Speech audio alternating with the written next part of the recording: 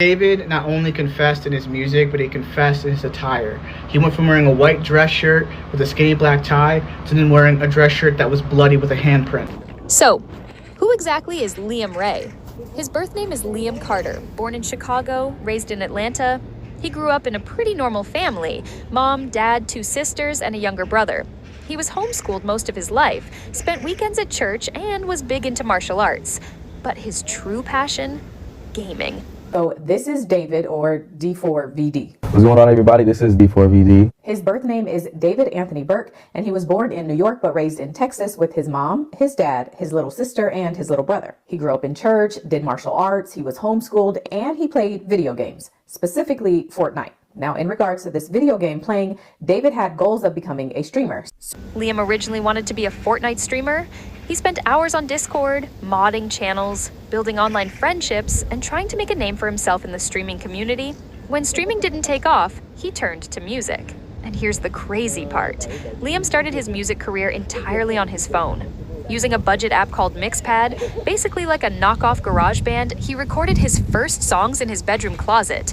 Fast forward a couple of years, and his track Lost at Sea went viral on TikTok. After that, Stay With Me exploded.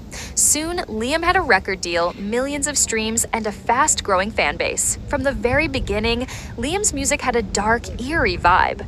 Slow beats, haunting lyrics, and music videos filled with surreal imagery. A girl body was found in David's car, and people knew about their relationship, and she was missing for over a year and a half, and nobody spoke up.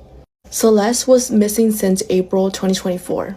When she was 12, she was talking to David, who was 18 at the time. She was one of David's mods in the Discord. And yes, there's photo surfacing of him streaming with her. And of course, people didn't speak up about the situation until her body was found in the back of David's car. They had matching tattoos. He did write a song about her, but it was unreleased. Celeste's mom knew that she was dating someone named David, but she didn't know that it was the singer David. And fans loved it. They said it felt different, almost like a horror film mixed with romance. But now, with the rumors, people are going back and rewatching those same videos, and they feel way more disturbing. He's often shown wearing a crisp white shirt. I didn't kill her physically, but in the back of my mind, she died. And I didn't even cry, not a single tear. I killed you. So it's not like the thought of her is gone by itself was something that she did. It was something that I decided to do. And I killed her in the back of my mind. For the most part, David has been fully cooperating with the authorities, probably part of the reason why his house was raided and evidence was collected. Investigators say that David will be fully questioned. He is the registered owner of the vehicle. We need to know where he's been, cell phone records, and where he's been all this time to connect the dots. That gets soaked in fake blood. In one video, he's dragging what looks like a heavy bag into the trunk of a car. In another, he's walking down an alley with an actress who, according to fans, looks shockingly similar to the girl at the center of these rumors. A few weeks ago, things took a turn. A car registered to Liam was found abandoned in Los Angeles. That's when the speculation started. At first, people thought maybe he'd been set up, that someone had planted something in his car. But once the story spread, fans started to connect dots between the case and his lyrics. They pointed to lines like, "I didn't lose you, I buried you. Kept you quiet in the dark, now you'll never tell."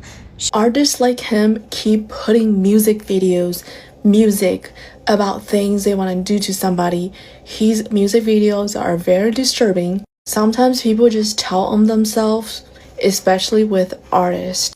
As always, let me know what you think of the situation, if he's guilty or not. Sure, those could just be metaphors. But in the context of the rumors, people saw them as chilling confessions. Online, fans dove deep. Entire Twitter threads, TikTok breakdowns, even Reddit investigations popped up.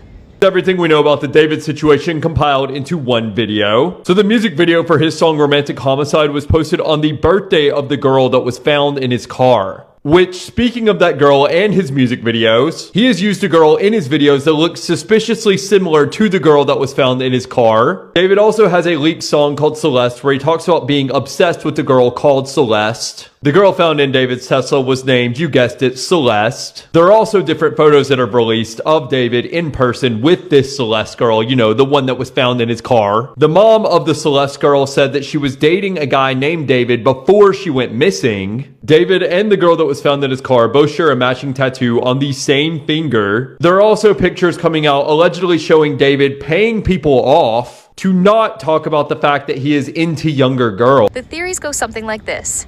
Liam had a relationship with a younger fan from his Discord server. The girl later went missing. People claim she looked almost identical to actresses Liam used in his videos. One leaked track, allegedly titled Clara, uses her exact... The fact that the lyrics of Romantic Homicide, one of his most popular songs, kind of eerily mirror the situation that he's in now. Now, the only defense that David really had that he didn't do this was the fact that he's on tour. But the more evidence that comes out, the more that... her exact name. Again, all of this is unverified, but the internet ran with it. Liam's social media didn't help. Old clips resurfaced, showing him on live stream with a girl fans believe is Clara. In one clip, he pushes her gently out of the camera's view, like he didn't want her on screen. That video alone has millions of likes and endless comments asking, "Is that her?" Then there's his TikTok profile picture, a Hello Kitty figure splattered with blood. Fans connected that to the girl, saying she was known for being obsessed with Hello Kitty. Was it coincidence? Maybe, but the timing was odd. Meanwhile, his comment sections exploded. At first, they were filled with, "What did you do?" and "Explain yourself." Now, his comments are turned off. It wasn't just fans noticing. A big clothing brand had just signed Liam for a campaign. His face was on their website, his outfits in their stores. But days after the rumors hit, those images vanished.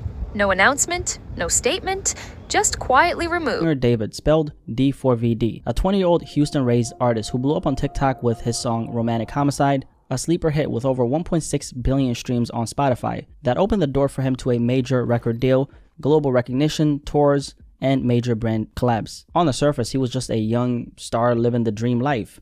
But about a week ago, Los Angeles police made a discovery, one that would soon be connected to David himself. On September 8th, 2025, police in Los Angeles found a decomposed body inside a Tesla, and that Tesla was registered to a David Burke, which turned out to be popular singer David himself. According to reports, workers at an impound lot noticed a foul odor coming from the car. When they opened up the Tesla's trunk, they discovered human remains stuffed inside a bag. The Los Angeles County Medical Examiner described her as a female, about 5'2", weighing just 71 pounds, which equals to 32 kilograms for my international viewers.